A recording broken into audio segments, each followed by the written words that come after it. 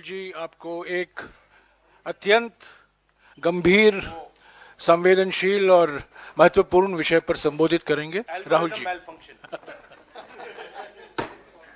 हाँ, algorithm malfunction. नमस्कार।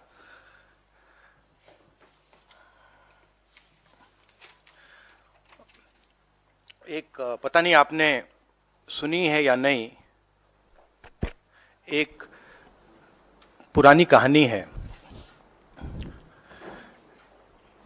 पहले टाइम, बहुत सालों पहले हिंदुस्तान में एक राजा हुआ करता था।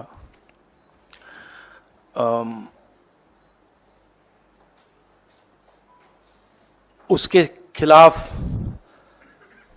सारे लोग खड़े हो गए थे। पूरी जनता,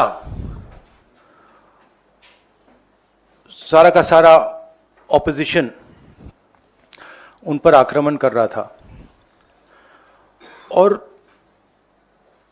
वो टेफ्लॉन जैसे थे। उन पर जितना भी आक्रमण करो कुछ होता नहीं था। तो थोड़े साल बाद जो ऑपोजिशन के लोग थे, जो उसको रेजिस्ट कर रहे थे, वो बाहर एक ऋषि बैठा रहता था, उसके पास गए। उसने कहा कि बताइए, हमें बात समझ नहीं आ रही है। हम इस राजा पर 24 घंटा आक्रमण करते हैं, जनता इसके खिलाफ है, कुछ होता ही नहीं है। जितना हम इस पे आक्रमण करते हैं, ऐसा लगता है कि हम गलत जगह तीर मार रहे हैं। तो ऋषि ने कहा, वो काफी नॉलेजेबल था, तो उसने कहा देखिए, एक्चुअली बात क्या है, ये जो राजा है इसकी आत्मा इसके अंदर नहीं है। इसकी आत्मा वहां पे पीछे एक छोटा सा घर है, वहां पे एक पिंजड़े में एक तोता बैठा है। इसकी जो आत्मा है ना, वो उस तोते के अंदर है। उस तोते को जाके आप पकड़ लीजिए, राजा खत्म हो जाएगा। बहुत इंटरेस्टिंग कहानी है, क्योंकि नरेंद्र मोदी जी की आत्मा अदानी में है। तोता कहीं बैठा है, राजा कहीं बैठा है, और बहुत समय के लिए सारी की सारी ऑपोजिशन राजे पे अटैक कर रही थी। मगर असलियत यह है कि राजा राजा ही नहीं है, पावर किसी और के हाथ में है, अदानी जी के हाथ में है। जैसे ही हम अदानी जी को टच करते हैं,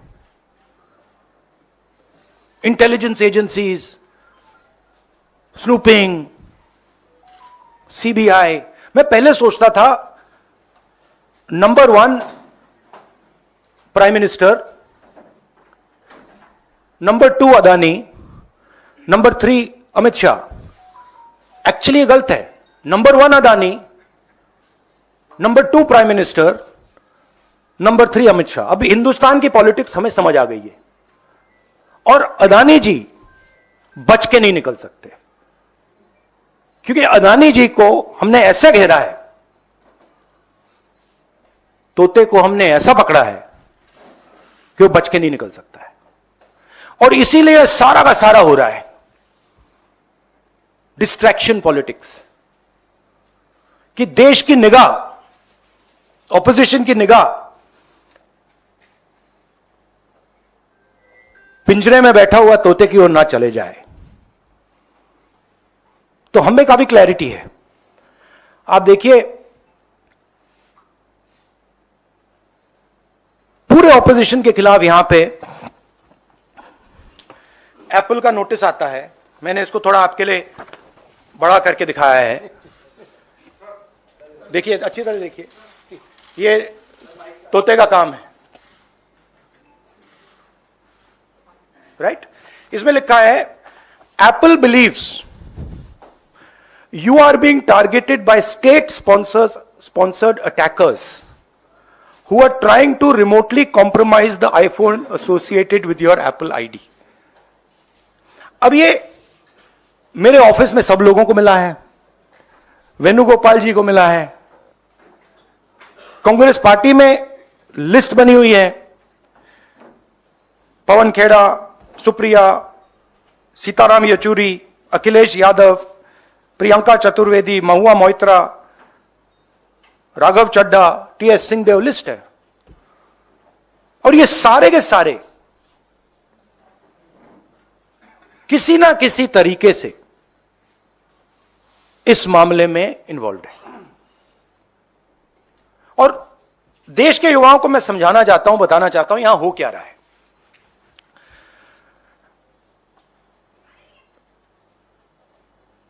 आपका ध्यान कभी इधर ले जाते हैं, कभी उधर ले जाते हैं, कभी इधर ले जाते हैं, आपके दिल के अंदर गुस्सा पैदा करते हैं। और जब आपके दिल में नफरत आती है, गुस्सा आता है, जो आपका भविष्य है, जो इस देश की पूंजी है, जो इस देश का धन है, उसको उठा के ये लोग ले जाते हैं। अदानी जी को हिंदुस्तान के पोर्ट्स पकड़ा दिए, हिंदुस्तान के एयरपोर्ट्स पकड़ा दिए। मुंबई एयरपोर्ट चाहिए था, सीबीआई ईडी का प्रयोग किया, मुंबई एयरपोर्ट दे दिया। एग्रीकल्चर में कानून बना दिए अदानी जी के लिए, फूड ग्रेन्स की स्टोरेज उनके हाथ में, इंफ्रास्ट्रक्चर उनके हाथ में, आप सड़कों पे चलते हो, सीमेंट उनके हाथ में। तो पूरा का पूरा देश ये 3-4 लोगों को पकड़ा रहे हैं। नुकसान किसका हो रहा है?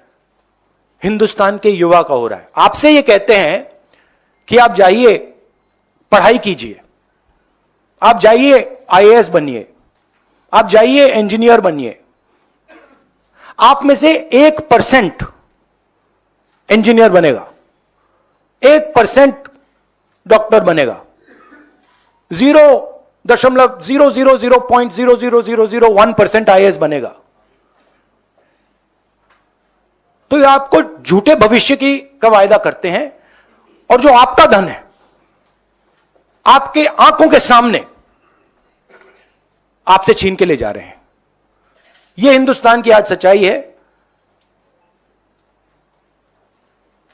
कम लोग हैं जो इसके खिलाफ लड़ रहे हैं, मगर हम डरने वाले नहीं हैं, हम लड़ने वाले लोग हैं। हम पीछे नहीं हटेंगे।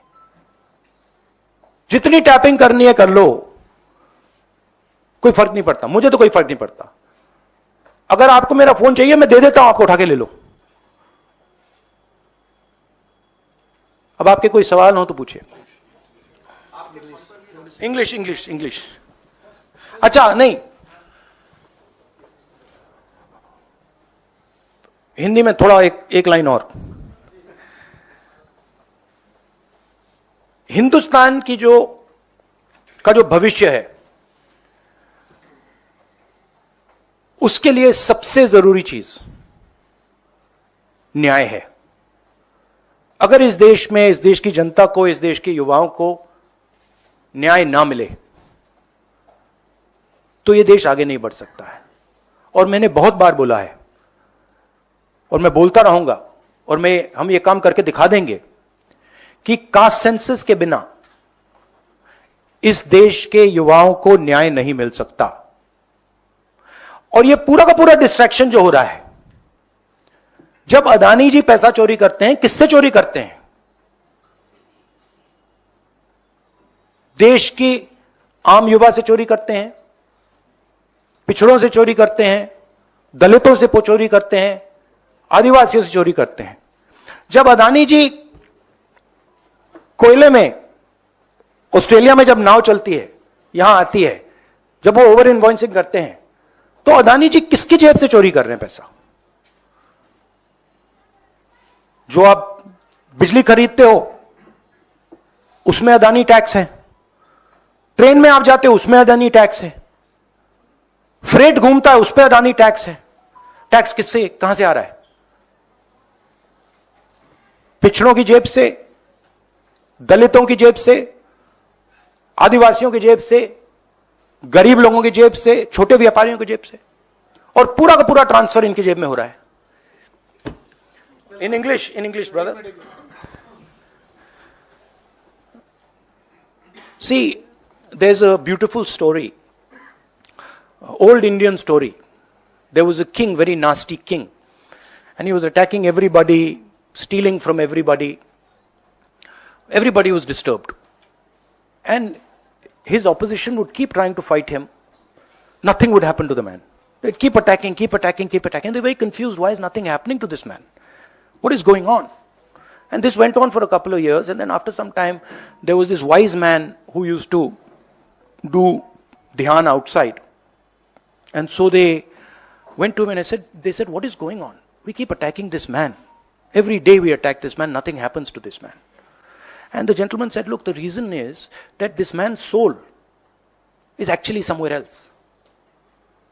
The frame, the image is of the king. But jo iski atma hai, the soul is somewhere else. So they asked him, where is the soul? And he said, the soul is there. In a village in the corner, if you go, there's a little cage, and inside that cage there is a parrot. And if you go and you kill that parrot, the king will fall. Right? And that is exactly what is going on here. Mr. Narendra Modi's soul is Mr. Adani. Right? And no matter how much we attack Mr. Narendra Modi, it doesn't have an effect. Because the soul is somewhere else. And now we've understood this. We've understood that the soul is there in the parrot. And now we are attacking the soul. And that is why all this is going on. That is why Apple is sending messages. Your phone is being targeted by state-sponsored attackers. Right? I used to think that, there's a ranking. People say, press people say, number one, number two. Number one, Mr. Modi. Number two, Mr. Amit Shah. And actually, the ranking is slightly different. It's number one, Mr. Adani. Number two, Mr. Modi. Number three, Mr. Amit Shah. The country will soon realize that the Prime Minister is employed by Mr. Adani and works for Mr. Adani. Right? The examples of this are clear. Bombay Airport that is owned by somebody else. State-sponsored agencies attack the owner. He surrenders the airport to Mr. Adani. Mr. Adani is over-invoicing coal from Australia. It leaves Australia, it arrives in India, the prices doubled. No inquiry. Nothing. No ED, no CBI, nothing. Who's paying for it? When we are using electricity, poor people of this country using electricity, we're giving Adani tax. We're going in the railways, we're giving Adani tax. So it's very clear what is going on. Right? The wealth of the Indian people is being stolen from them. They are being divided. They are being made to hate each other. And while they are angry, they are disturbed, they are upset, Mr. Adani is basically taking over everything in this country. He owns most of the channels that are, whose cameras these? Most of these cameras, I don't know which ones, but half of them at least are owned by Mr. Adani. So, hello. Hello, Mr. Adani. I know you don't like this. I know you don't like this type of activity, but I must tell you that you are creating a huge amount of anger against yourself in this country.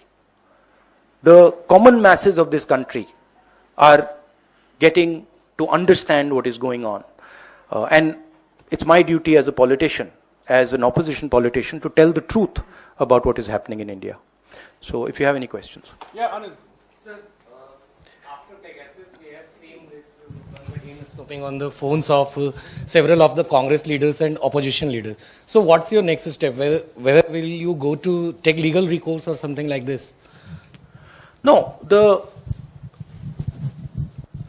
last inquiry, the last Pegasus inquiry, where, my name was also there, that sort of disappeared, right? So that tells you the situation in the country. Our job as opposition is to make people understand what is going on. And I'm very happy that more and more people are understanding what is going on. It's very clear. And this is clearly a sign of panic, right? This is clearly, I mean, this is not just one person, this is the whole opposition. So this is obviously, this is not done by somebody who's not scared, or this is not done by somebody who's honest or who believes in themselves. This is the work of criminals, of thieves. Only thieves and criminals would want to do this. Rahul ji, अभी आपने एक बड़ा खुलासा किया, आपने कहा कि देश में अडानी सरकार चल रही है। आपकी बातचीत का लब्बो लुआब था। तो लोकतांत्रिक देश में आप एक वोटिंग के जरिए सरकारें बदल सकते हैं, तो मोदी सरकार तो आप बदल सकते हैं, लेकिन अडानी सरकार कैसे बदलेंगे? ये बड़ा इंटरेस्टिंग प्रॉब्लम है। आइडियाज है मेरे पास। नहीं तो कुछ अगर शेयर कर पाए कि ये नहीं, कैसे? शेयर ऐसे आइडिया शेयर नहीं करते हैं। टाइम आएगा तो दिखाएंगे अडानी सरकार कैसे बदली जाती है। बट आपने बहुत, देखिए, आपने बहुत गहरी बात बोली है। अडानी जी, ये मत सोचिए कि अडानी जी सरकार बदलने से हट जाएंगे, नहीं। मगर जिस तरीके का मोनोपोलाइजेशन हिंदुस्तान में हो रहा है, और अडानी जी उसके सिंबल हैं, सबसे बड़े सिंबल हैं एंड बिल्कुल ब्लेटेंट सिंबल हैं, उससे देश को जबरदस्त नुकसान हो रहा है। उससे हमारी डेमोक्रेसी टूट रही है, हमारे लोगों का पैसा चोरी हो रहा है, हमारे इंस्टीट्यूशंस कोलैप्स कर रहे हैं। तो बीजेपी की सरकार और बीजेपी का जो फाइनेंशियल सिस्टम है वो डायरेक्टली लिंक्ड है इनके साथ। बट चुनाव जीतने से प्रॉब्लम रिजॉल्व नहीं होगा। प्रॉब्लम रिजॉल्व करने के लिए और दवाई देनी पड़ेगी। Mr. Gandhi, this side, sir. This side. This. Sir. Sir. Sir, you've been raising Adani issue and crony capitalism for quite some time now. Do you firmly believe that this issue is also resonating and echoing in general public? And if yes, are you going to make this important poll plank in 2024 as you made Rafale in 2029? See, you have to understand where I'm coming from. Okay?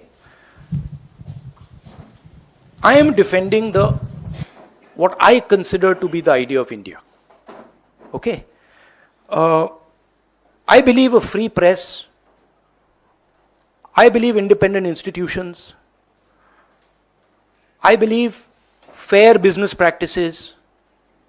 These are all the idea of India. And I am defending that idea. And I'm defending that idea how? With the truth.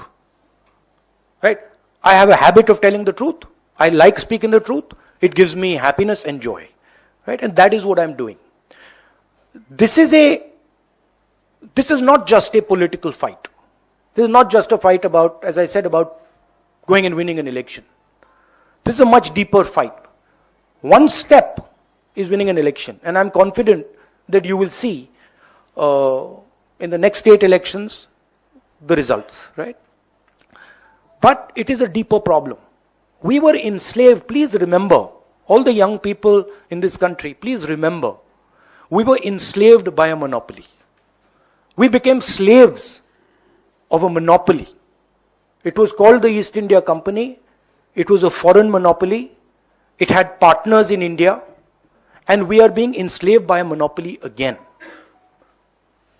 So we are fighting actually for the independence of this country. Many people are not realizing this right now. You will come to realize it. But what is going on is a continuation of the freedom struggle, the fight against monopoly capital which made our country into a slave country.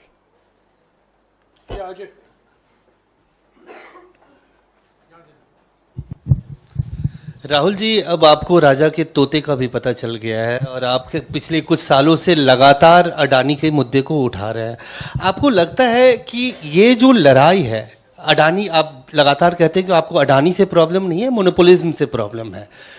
ये जो लड़ाई है, ये लड़ाई सिर्फ आप जिस तरह से आगे लेके जा रहे हैं, आपको लगता है कि मोदी सरकार से लड़ने के साथ साथ एक अपोजिशन के अंदर भी जो एक यूनानिमिटी आपको बनानी होगी कि एंटी अडानी या मोनोपोलिज्म ऑफ अडानी, वो भी एक बहुत बड़ी लड़ाई है जो आपको आगे लड़नी है? हाँ, सही बात है, बट देखिए, जिस लेवल का मोनोपोलाइजेशन हो रहा है, ठीक है, उससे सारे लोगों पर असर पड़ रहा है।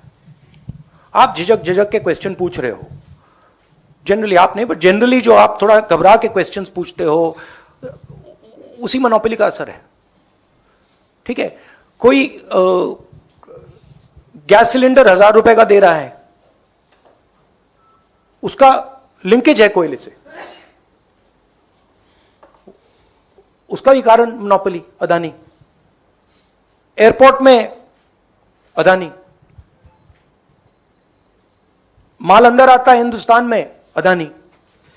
तो मोनोपोली का इफेक्ट सिर्फ पॉलिटिकल लोगों को नहीं हो रहा है। हिंदुस्तान दो भागों में बट रहा है, एक प्रो मोनोपोली, एक एंटी मोनोपोली। जो अदानी जी के खिलाफ बिजनेस वाले लोग हैं, वो भी इस बात को समझ रहे हैं, दे आर एंटी मोनोपोली। तो देश 2 पार्ट्स में डिवाइड हो रहा है, pro monopoly, pro Adani control, and anti monopoly, pro people control. ठीक है, उसमें जनरली जो ऑपोजिशन की पोजीशन है, ब्रॉड जो पोजीशन है, वो एंटी मोनोपोली कंट्रोल है। राहुल जी नमस्कार। हाँ,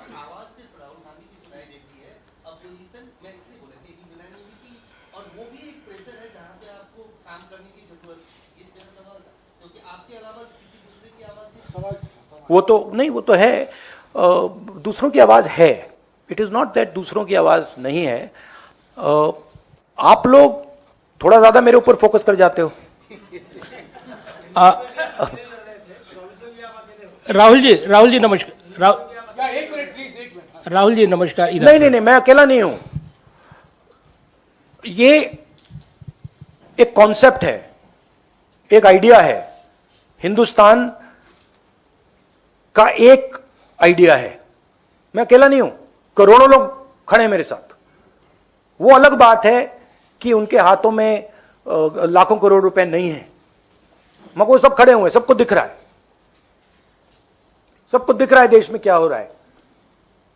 अदानी जी एज नंबर 1, सबको दिख रहा है।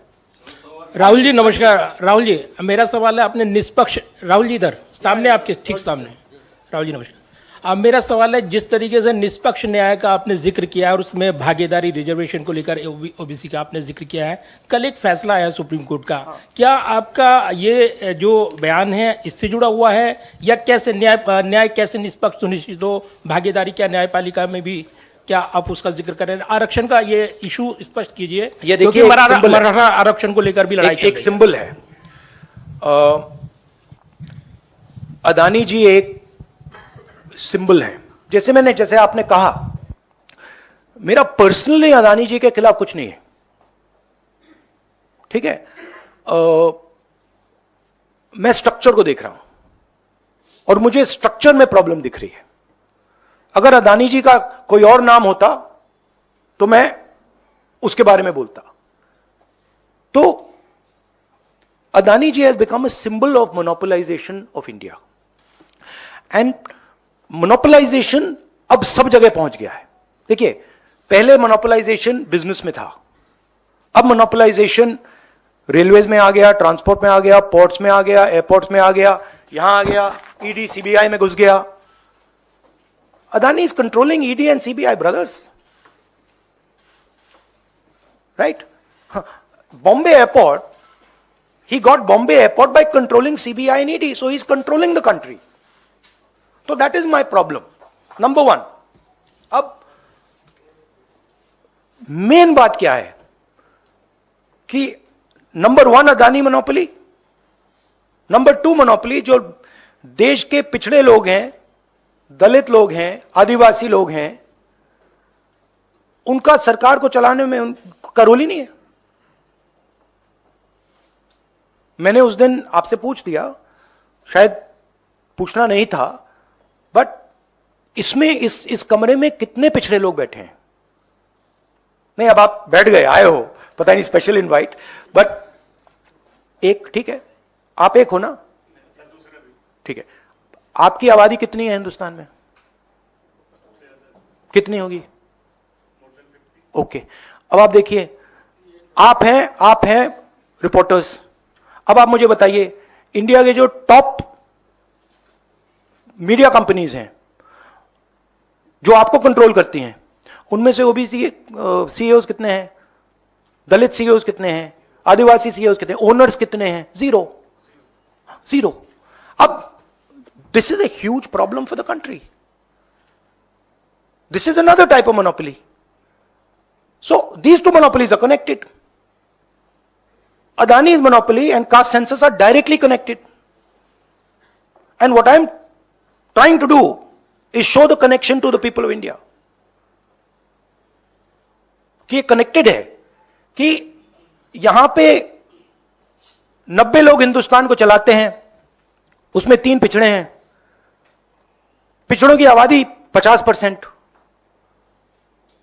बजट का कंट्रोल 5%, आदिवासियों की आबादी 12%, कंट्रोल 0.01%, मतलब 100 रुपए में से 10 पैसे,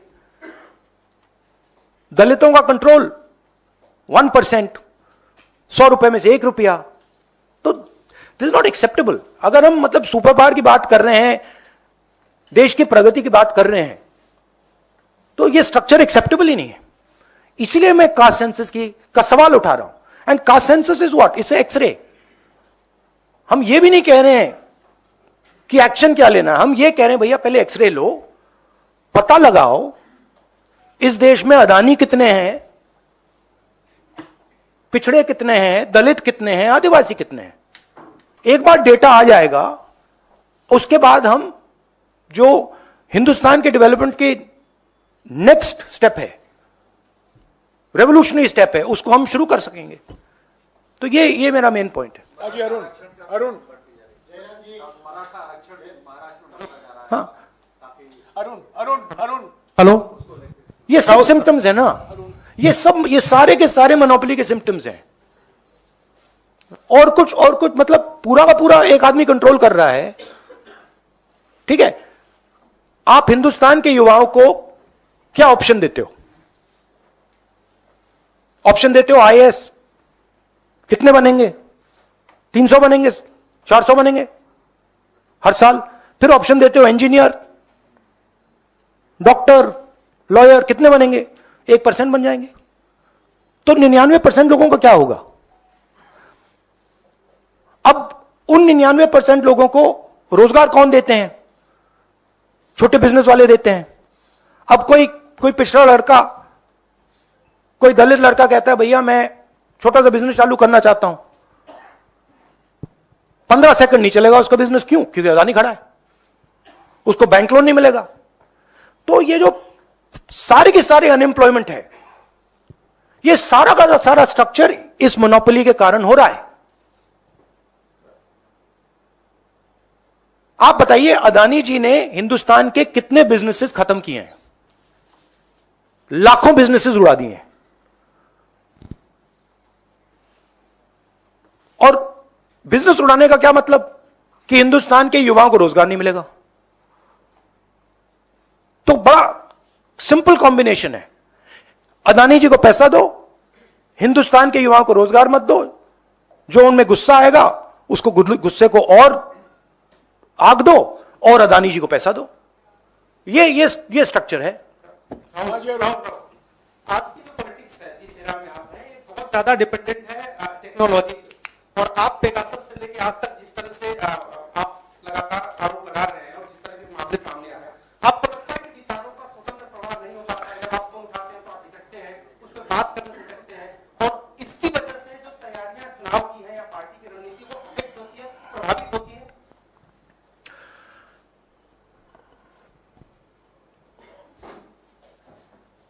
देखिए, एक लेवल पे होता है, एक लेवल पे हमें मीडिया की जरूरत है, हमें सेल फोन की जरूरत है। मेरा मतलब यूट्यूब चैनल है मेरा, उसको बंद कर रखा है, मतलब सप्रेस कर रखा है। मेरे ट्विटर को सप्रेस कर रखा है, फेसबुक को सप्रेस कर रखा है। हम सब जानते हैं, आपको आंकड़े चाहिए हम दे देंगे। एक लेवल पे ये है, बट दूसरी लेवल पे क्या होता है, जब ये सारे रास्ते बंद हो जाते हैं तो फिर हमें इनोवेट करने की जरूरत होती है और फिर सचमुच की राजनीति शुरू होती है।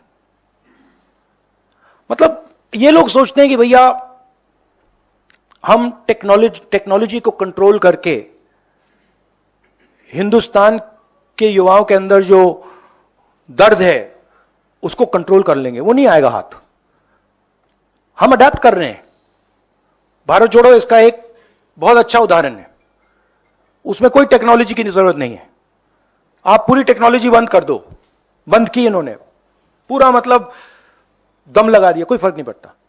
तो एक्चुअली जिस लेवल पे हम पहुंच गए हैं, मुझे लग रहा है, बड़ी इंटरेस्टिंग बात है, मुझे लग रहा है कि पुराने औजार ज्यादा बेनिफिशियल हैं, ज्यादा इफेक्टिव हैं और हम इनको पुराने औजारों से ही मारेंगे। अब देख लेना, एंड में ये पुराना औजार, सबसे पुराना औजार कौन सा है? सच्चाई है। उसी से हम इनको पकड़ के, आखिरी सवाल संजीव, कोई भाग नहीं सकता। The last time, this issue, the issue of snooping came up was last year, when the Pegasus issue had come up and the entire monsoon session of parliament had been washed away. Now this time again this issue has come up. So how are you going to strengthen the voice against this issue and whether it is going to die down again? And what you plan to do going forward, whether you're going to move the court or go to the people or how? No, we are, as I've been saying, we have moved. Our political system has moved, right? It started in 2014. I would in fact say it started, in 2014. I would say that the concept started in Gujarat in 2002. And then the concept evolved and the concept spread, the idea spread from Gujarat, which was pure monopoly, to the rest of India. We have now entered a different politics, where the old tools and structures don't work. Look, if you had given me this in, Manmohan Singh ji's government time or Vajpayee ji's government time, this was explosive. This was like dynamite. It would blow any government to bits.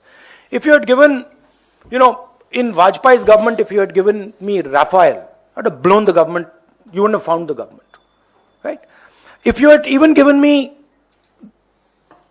the fact that CBI raids the Bombay airport owners and the thing goes to Mr. Adani, that would have toppled the government, right? So the old tools just don't work anymore, which means that the structure is broken, which means new tools have to come and then new structure has to be built, which for me is a very interesting and exciting time. Because, no, seriously, because we can construct things that we could never have imagined 5 years ago, 7 years ago, 10 years ago. मतलब यहां रास्ता बंद हो गया, but बहुत बड़ा मैदान खुल गया है। और अगर हम हिंदुस्तान की प्रगति के बारे में सोच रहे हैं तो बहुत बड़ी अपॉर्चुनिटीज हैं। तो don't think that I am feeling low. Many people feel very upset, BJP. No. I am very, very happy, optimistic that our beautiful country is continuing its tradition, continuing its journey, and is going to open an entirely new chapter.